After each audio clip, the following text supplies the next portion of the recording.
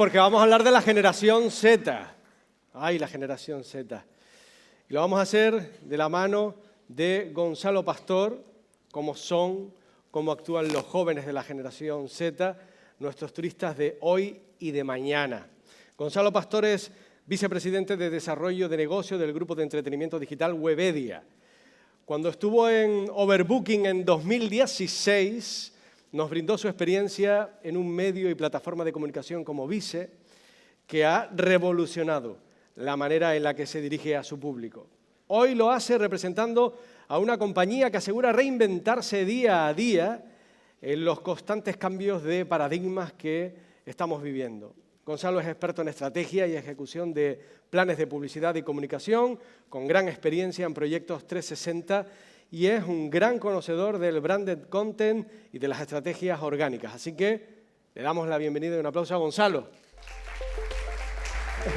Por aquí. ¿Qué tal? ¿Nos ponemos ahí? Por aquí, ¿te parece?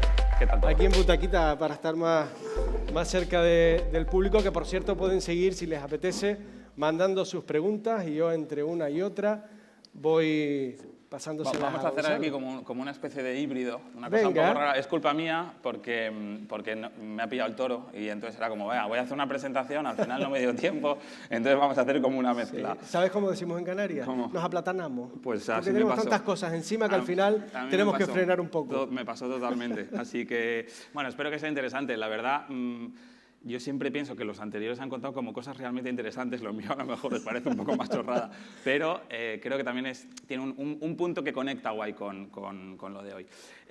Solo quiero que entendáis un poco, voy a ponernos unas pocas slides para que entendáis un poco de por qué vengo aquí, de por qué os cuento algo, ¿no? y dónde trabajo.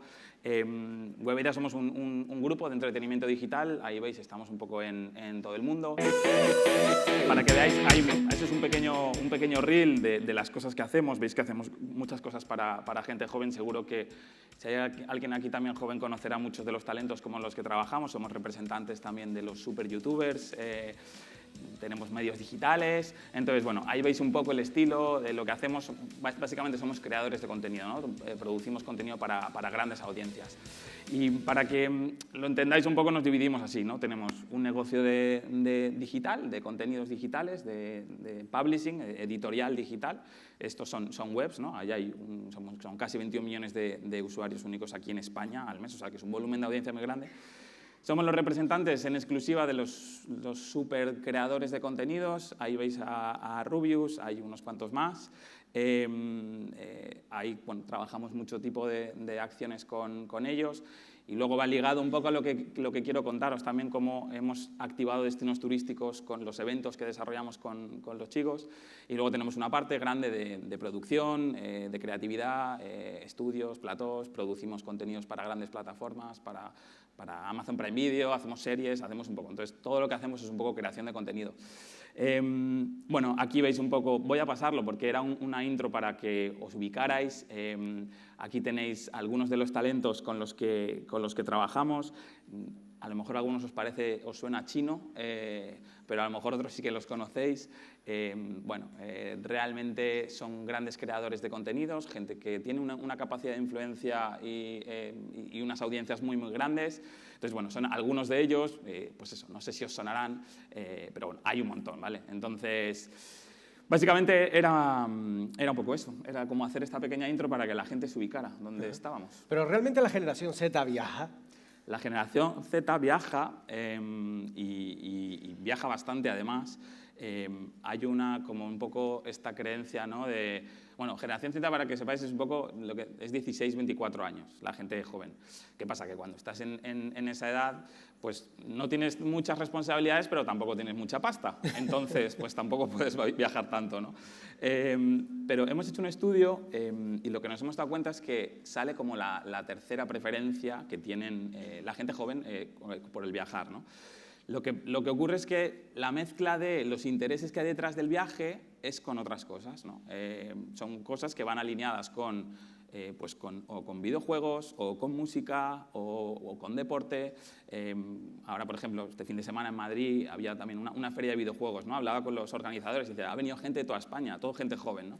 Entonces, sí que es cierto que utilizan otras variables que aplican al modo de viajar, pero sí que viajan. Hemos hecho un estudio, como os decía, y es interesante porque aquí lo veis. ¿Veis? Los viajes es ¿dónde está? Bueno, está aquí, vale, la barba está rosada. Vale. Los viajes es el tercero. Y si os dais cuenta, veis que los videojuegos, ¿no? Que es el último de todos, que diría, no, esta gente se tira todo el día jugando videojuegos, tal. Pues no, este es el número 3. Y es el color amarillito, veis que en los videojuegos tiene un 53%, obviamente le gusta mucho más que a otros tipos de segmentos, pero el de viajes sigue estando más alto. Aunque sea el más bajito dentro de los viajes, es el más alto. ¿Lo veis? Que es el puntito amarillo, ¿no? en la parte de los viajes. Y es lo que os decía, de 16 a 24, pues no tienes mucha pasta y no tienes responsabilidades. Ahí hay una cosa que se llama Pester Power. Pester Power es la capacidad que tiene una persona de dar por saco a otra para que le hagan caso, ¿no? Entonces es el caso a lo mejor de un chaval insistiendo a su padre, llévame a Gamergy este fin de semana a Madrid porque quiero ir a esta feria, y el padre al final es el que tira para adelante, ¿no? Entonces, bueno, para que vierais, ¿no? Que las series y las películas, la música es lo primero y lo segundo, pero lo tercero son los viajes, o sea que realmente es gente que sí que viaja. Y luego, esta era interesante, esto es un estudio que luego me verán los de mi curro y me matarán porque no lo hemos presentado todavía y he cogido así un par de slides, pero veis que hay territorios que son democráticos a toda la población, que son los viajes, la música, las series y las películas, ¿no? Y cómo se relacionan con otros tipos de territorios, ¿no? Entonces, aquí lo que decía que es interesante es por qué a la gente joven, a la hora de viajar, pues obviamente, seguramente la cultura y el arte le interesa, pero ojo, a lo mejor hay que tener en cuenta otras variables como los videojuegos, el deporte y cómo es un poco conjugarlo. O sea que si le ponemos un videojuego en el hotel, ¿van a venir? Pues yo creo que sí, seguramente sí. Bueno, me parece súper interesante. La generación que más amplifica y comparte todas sus experiencias de viaje. Eso es, como os decía, aunque es un segmento que es poco atractivo a nivel pasta, ¿no? Bueno, es gente que a lo mejor no gasta tanto, pero sí que tiene una ventaja que es, bueno, como el 70% de la gente que sigue a creadores de contenido, ellos crean un propio contenido. No significa que lo creen para un volumen muy grande de gente, pero digo que este segmento es interesante, la reflexión es, ostras, es que esta gente realmente todo lo que hace, todo su viaje lo amplifica.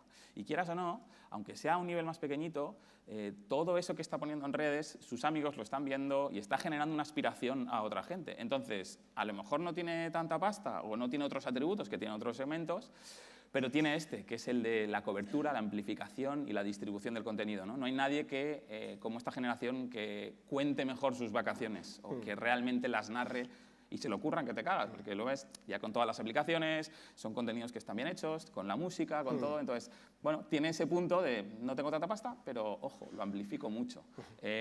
Hay no sé si, donde veraneo yo soy de Valencia y donde veraneo en Javea, hay un sitio que una persona hizo una foto en una puerta azul en una playa que hay allí, que se llama la playa del Portichol.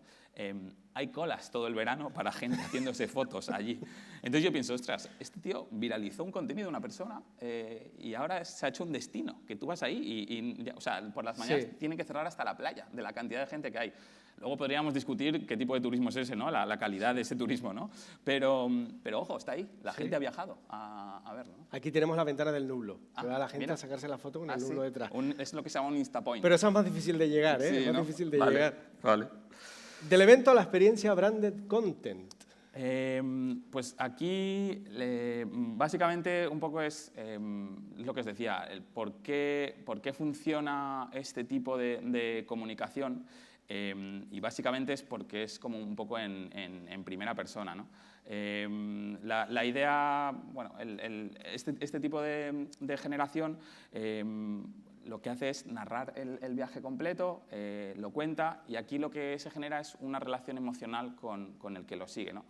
Digamos, un momento así un poco chapa, pero para que sepáis como que en la comunicación hay como 3 beneficios, ¿no? El económico, que es voy ahí porque es más barato, hay una ventaja económica. El estructural es voy ahí porque hay algo que no tiene otro, una ventaja competitiva, ¿no? Lo estaban hablando aquí antes, ¿no? Aquí tenéis la suerte de que tenéis unos beneficios estructurales que es como tengo una ventaja que los demás no tienen, ¿no? Y el último es el emocional. Entonces, el emocional, como comprenderéis, tiene una conexión muy fuerte, ¿no? Y el emocional a la vez es la división de yo empatizo con lo que una persona me cuenta, a raíz de la empatía con esa persona me genera confianza, y a raíz de esa confianza me genera influencia. Influencia es como el aspecto más cercano a alguien decidirse por la compra, ¿no? Entonces, lo que nos hemos dado cuenta un poco es que toda esta creación de contenido, y aquí hablo también de grandes creadores de contenido que hacen contenidos de viaje y demás, y no hablo del típico que tiene morro que va a que le inviten al hotel o a comer gratis en el restaurante, hablo de gente que lo hace muy bien y que se le ocurra. Esa vivencia y trabajar en primera persona, contarlo todo, narrar todo el viaje, es lo que genera una empatía y una experiencia que conecta mucho con la gente que lo está viendo, ¿no? Realmente es una verdadera aspiración y una inspiración para decidirse por algo, ¿no? Entonces, es un poco el cambio, ¿no? Antes, pues a lo mejor un periodista de un medio un poco más tradicional, pues viene, le llevan a tal sitio y hace una cobertura tal. Ahora esta persona hace una cobertura completa, explicándolo en primera persona, explicando las vivencias, y eso genera unas conexiones emocionales que son mucho más, tiran mucho más fuerza a la hora de tú elegir un destino. Una vez más estamos hablando de emoción, lo hacíamos antes en la charla anterior, y me parece interesante cómo esa experiencia que pone el youtuber o incluso un anónimo a través de las redes sociales genera una emoción, y también la generación Z viaja por emociones. Exactamente, así es, así es. Entonces, y luego, a raíz un poco de todo esto, está ya un poco las tendencias que puede haber a la hora de desarrollar todo este contenido, ¿no? No sé si lo conocéis, pero hay una plataforma que se llama Twitch, que es una plataforma de directos, principalmente es contenido de videojuegos, pero hay una categoría dentro que se llama aire libre y viajes, que es una de las que más ha crecido, y realmente es interesante porque hay gente streameando en lo que se llama IRL, que es In Real Life, que es streamear, ir haciendo un directo de todo lo que vas haciendo, ¿no? Puede parecer un poco como Black Mirror, ¿no? Así como un poco raro y un poco tal. Pero realmente es interesante, ¿no? Hay gente que se dedica a eso, que se ha especializado en eso y que te cubre destinos enteros streameados en directo, ¿no? Viviendo todo, ¿no? Entonces, hay un chico, por ejemplo, que se ha hecho ahora toda Europa, gente que viaja por todo el mundo.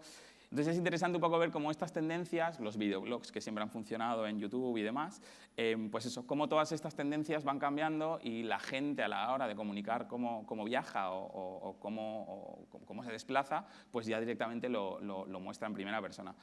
Y luego aquí hay un tema que es mucho, que es, bueno, sabéis, el broadcasting, ¿no? La televisión, yo emitía, ahora en Internet lo que llamamos es netcasting, que es lo que tengo es, ok, yo tengo un vídeo en YouTube de mi experiencia de viaje, pero de ahí he sacado un pequeño clip que va para TikTok con una cosa adicional un poco diferente. Tengo una cosa un poco cercana, pero es otra historia que pongo en el story de Instagram o luego pongo en una foto de Instagram, ¿no?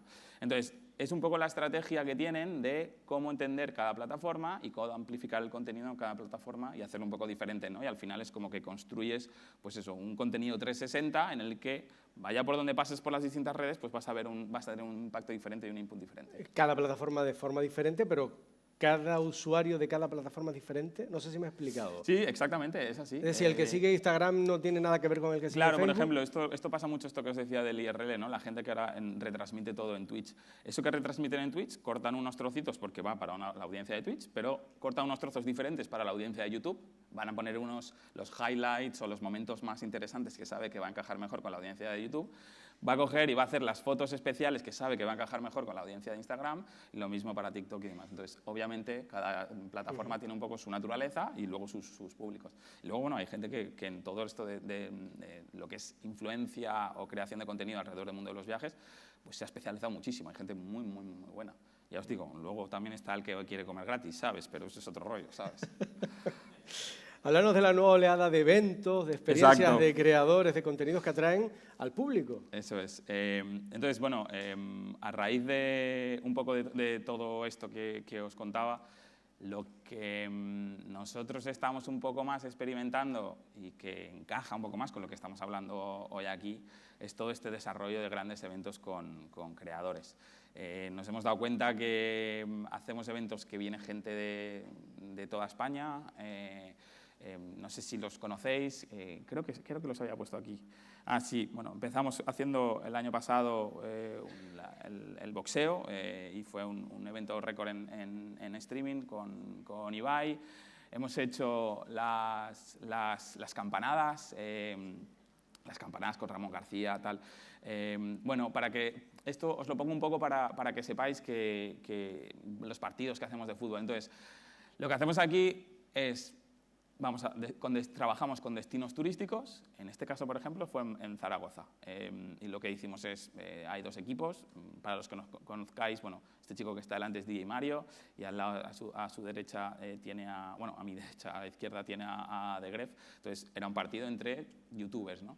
Pues vendimos 17.000 entradas, se llenó la Romareda, vino gente de muchísimos sitios. ¡Qué barbaridad! Todos los medios locales estaban súper volcados y entonces hemos entrado en una nueva fase que es la que trabajamos directamente con destinos turísticos, ya os digo, enfocado a un público diferente, a una generación más joven que, bueno, os imagináis, ¿no?, que en las gradas de este estadio había muchos padres con sus hijos, ¿no? Pero que te decían, ostras, que me he cogido el coche y me he venido adrede aquí porque a mis hijos les encanta todo esto, ¿no? Entonces, bueno, estamos haciendo un poco todo este desarrollo de grandes eventos. Justo antes de empezar el Mundial, bueno, además de obviamente todo se streamea, todo se puede ver en Twitch, se puede ver en YouTube y demás. La última que hicimos es, hemos hecho el partido, la selección española de youtubers contra la selección francesa de youtubers. Jugaron en París. Y ahora vamos a hacer aquí la vuelta en el Bernabéu, ahora cuando terminen las obras del Bernabéu, que lo están construyendo, vamos a hacer la vuelta. Entonces, solo para terminar un poco, ¿no?, la reflexión de esto es un poco que, volvamos un poco a la pregunta del principio, ¿no? Hay otros triggers, hay otras palancas que mueven audiencias más jóvenes, con otro tipo de contenidos, con otro tipo de eventos, otro tipo de experiencias, que realmente, pues eso, hacen que destinos sean interesantes. Y nos pasa directamente que estamos teniendo, como os decía, destinos, ciudades, que directamente nos dicen, tengo todo este presupuesto, quiero hacer un fin de semana de eventos con creadores de contenido y quiero hacer como una especie de festival o qué tal. Y los premios que hacen también, bueno, es un tema que es interesante, ¿no? Y ya os digo, el partido que hicimos aquí en Zaragoza, ese partido tiene más audiencia que algunos partidos de la Liga. Obviamente no un Barça-Madrid, ¿no? Pero sí que tiene más audiencia que partidos de la Liga. Entonces, ya se transforman en eventos suficientemente atractivos como para que la gente se gaste la pasta y ir a verlos. Aquí tenemos un estadio de Gran Canaria precioso, ¿eh? Mira, ¿Ya a ver. está? Anímate. Estupendo, ¿eh? Yo solo lo dejo caer. Sí.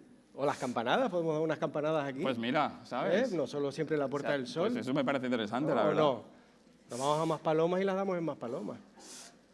¿Y el futuro de todo esto?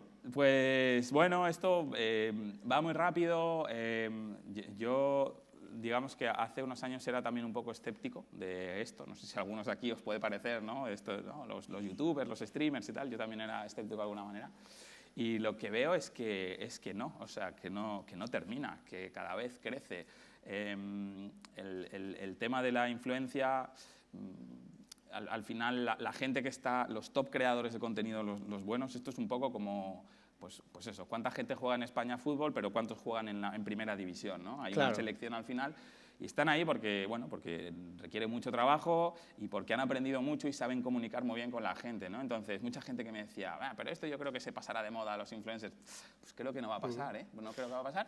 Pues se va especializando, cada uno van encontrando un poco sus caminos, pero realmente creo que es algo que por lo menos tener en cuenta, y dentro un poco hoy de este entorno, saber que también hay un puntito que conecta con toda la parte de turismo y un poco con toda la parte de selecciones de destinos turísticos, que, bueno, a lo mejor no es el segmento más, como decíamos, que más pasta tiene, pero ojo, es algo a tener en cuenta, para el futuro. Pues quédate aquí conmigo, Venga, Gonzalo, porque...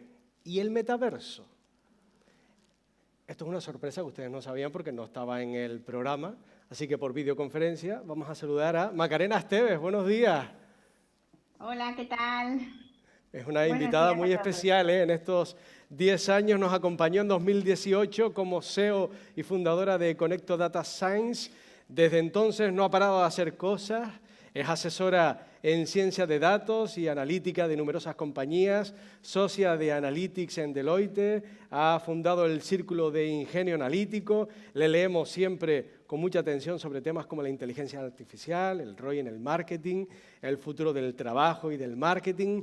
Y hoy hemos querido tenerla aquí como sorpresa en esta celebración de los 10 años, porque tú formas parte de estos 10 años para consultarte. ¡Ay! El metaverso. Macarena, ¿Cómo ve una profesional como tú las posibilidades de todo esto? Bueno, he preparado una pequeña presentación que os quiero compartir, breve, pero creo que va a ser más fácil así que entendáis un poco ¿Vale? lo que es el metaverso. ¿Lo veis, verdad? Lo vemos perfectamente. Vale, bueno, fenomenal. Bueno, lo primero que voy a hacer antes de hablar del metaverso es poner un poco en situación de contexto desde el punto de vista siempre matemático. Acordaros que mi enfoque siempre tiene ese perfil matemático. Entonces, bueno, en esta diapositiva lo que tenemos es una curva que está ajustada al pasado y a la velocidad a la que en el pasado ha ido aumentando la tecnología. Y en el eje horizontal tenemos los años y en el eje vertical tenemos la velocidad de avance. Una característica que tiene esa velocidad es que cada vez es más rápido, tiene una cierta aceleración. Y cuando eso pasa en matemáticas, cuando tú tienes un movimiento que es acelerado, pues llega un momento en el que esa curva un poco como que se va a ir al infinito.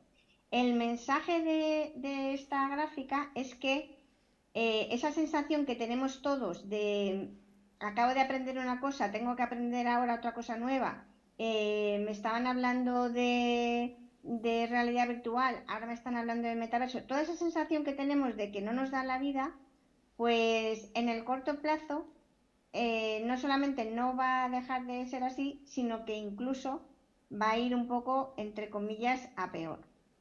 Entonces, esto, ¿qué es lo que está sucediendo y cuál es el futuro un poco de las compañías y cómo las compañías se tienen que adaptar? Esta aceleración de la tecnología lo que ha hecho ha sido que las empresas tengan mucho más acceso a datos en tiempo real, cantidades ingentes de datos en tiempo real.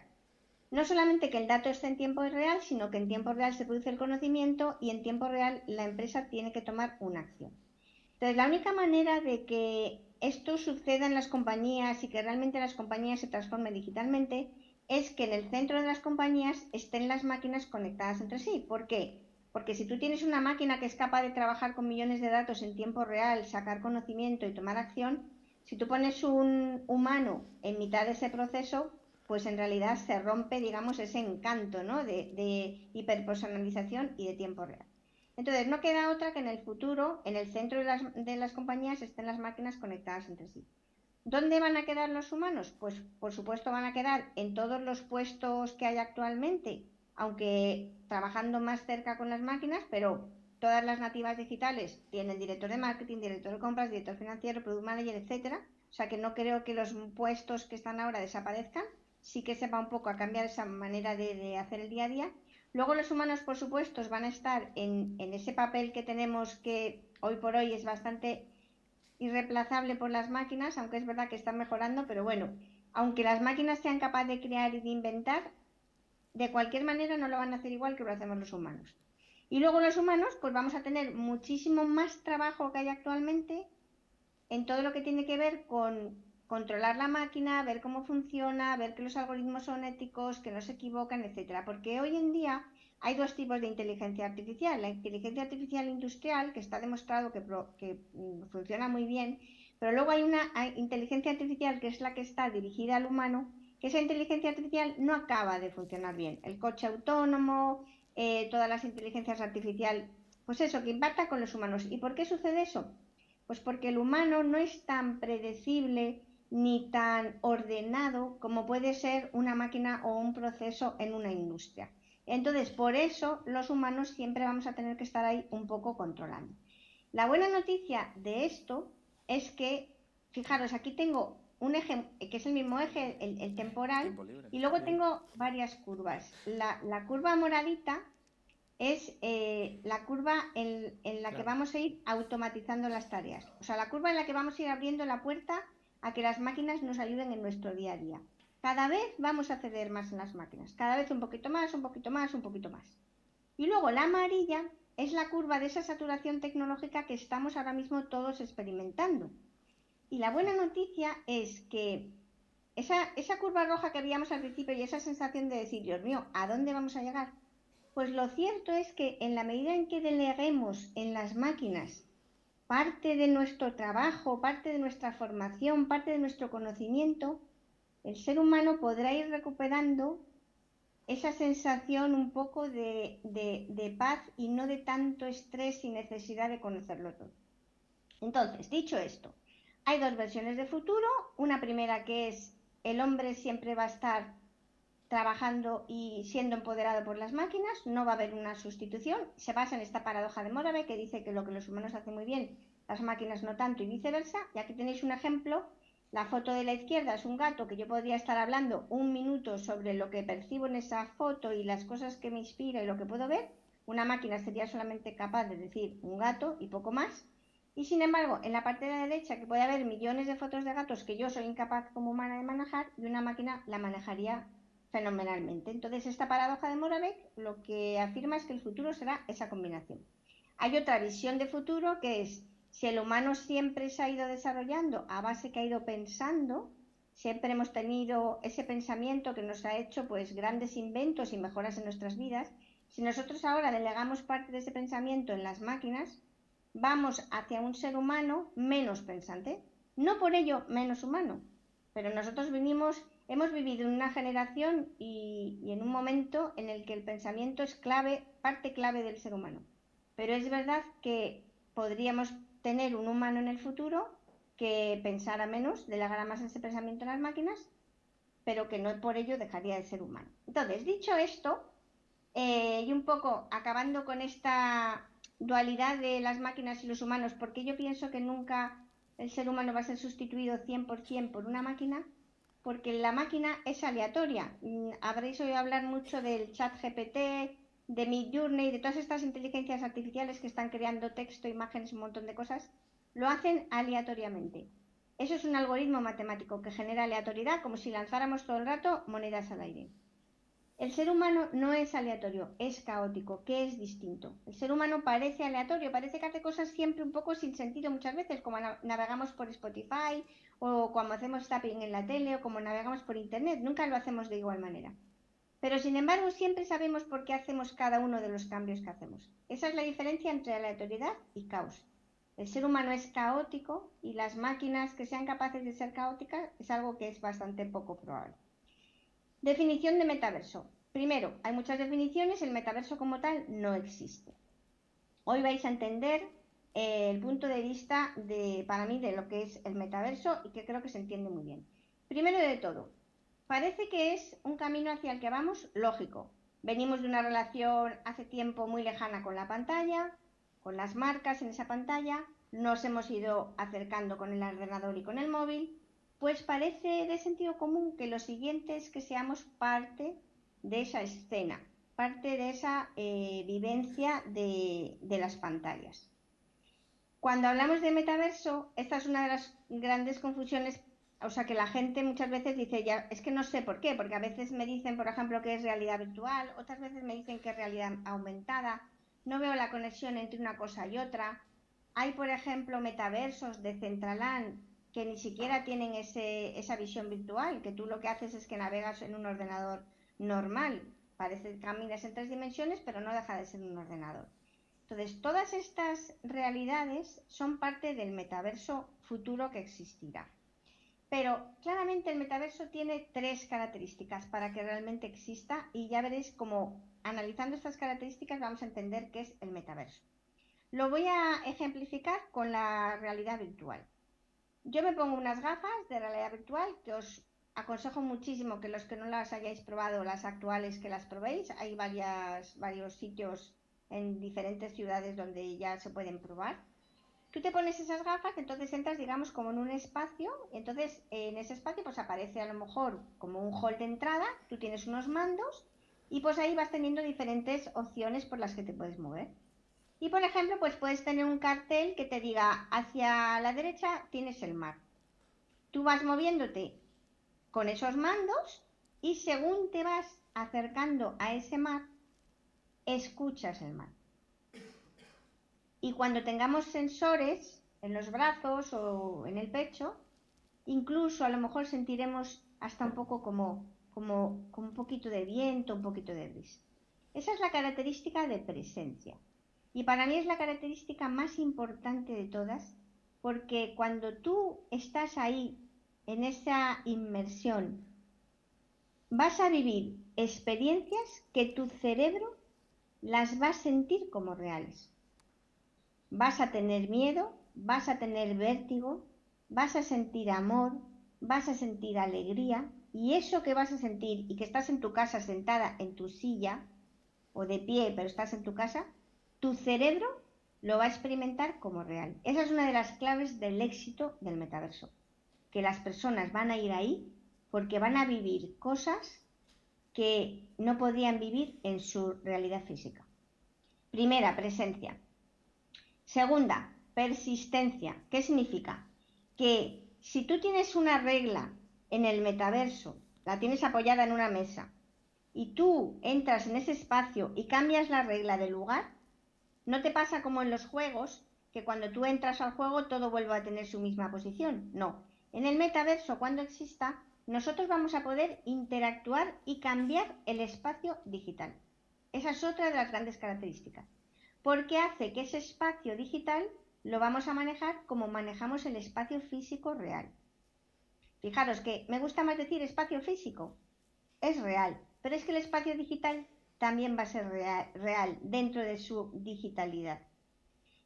Importante, podemos cambiar e interactuar con el espacio. Y la tercera característica es la interoperabilidad, que significa, es otra de las claves, que yo puedo entrar en las gafas y puedo entrar en el Google que existirá en ese momento y puedo decir quiero ir al espacio metaverso de una marca y luego quiero poder ir al espacio metaverso de otra marca y luego quiero ir a la red social que está también en el metaverso. Y cuando yo haya comprado pertenencias en cualquiera de esos espacios, la interoperabilidad lo que nos va a permitir es que podamos navegar de un sitio a otro manteniendo nuestras pertenencias. Por eso mucha gente que dice, pero qué locura, ¿qué voy yo a tener una casa en el metaverso? ¿Pero por qué voy a tener yo una casa ahí? Pues vamos a tener casas y espacios en el metaverso porque los seres humanos nos gusta ser reconocidos y nos gusta tener éxito social.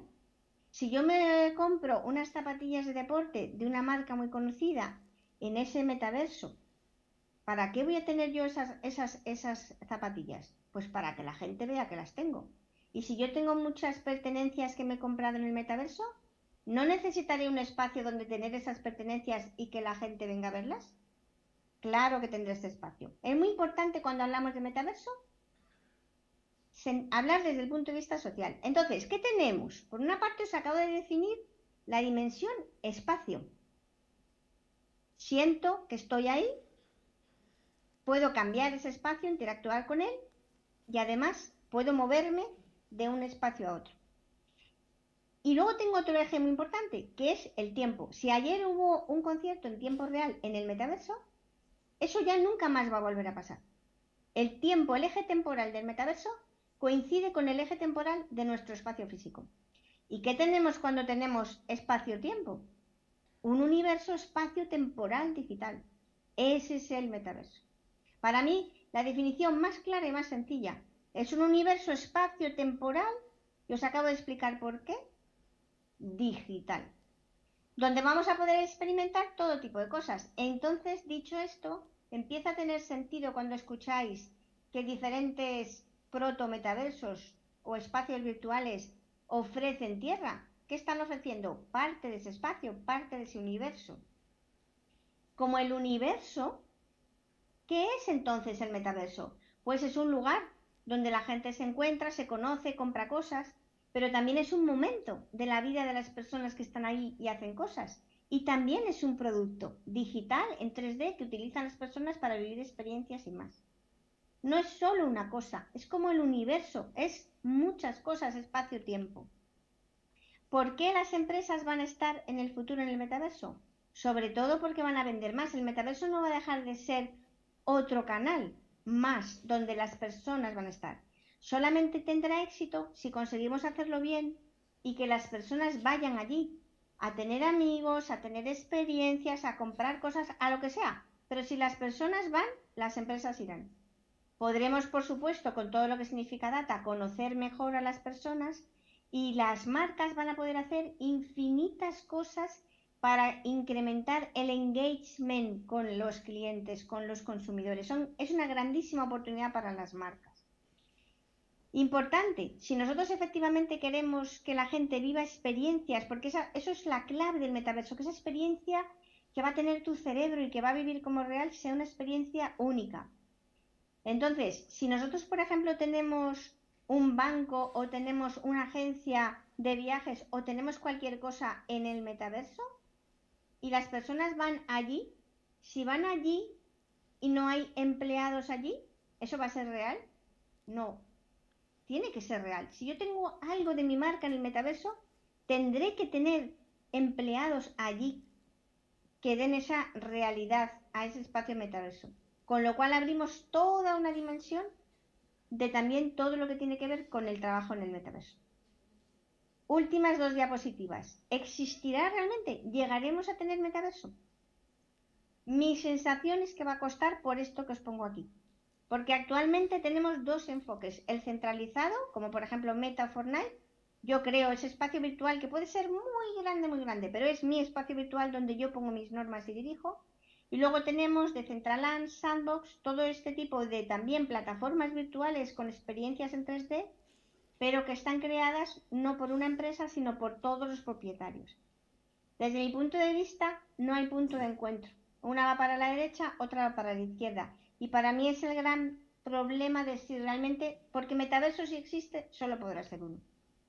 Además de eso, pues la tecnología ya sabéis que está yendo mucho más rápido que va la regulación. Pero si hay médicos, la medicina, el metaverso, una de las grandes oportunidades es para la medicina.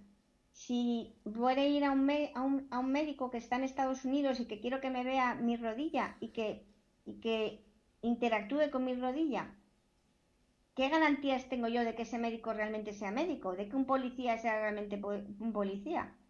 Todo eso también son cosas que os dejo ahí para pensar. Y dicho esto, tengo aquí un pequeño resumen, pero ya voy a dejar de compartir e interactuar con vosotros. Macarena, muchísimas gracias de verdad por haber estado con nosotros y te vamos a mandar este aplauso desde Gran Canaria. Y muchas gracias por haber estado con nosotros en estos 10 años de Overbooking. Hasta pronto, de verdad, ¿eh? Muchas gracias, hasta pronto. Hasta pronto.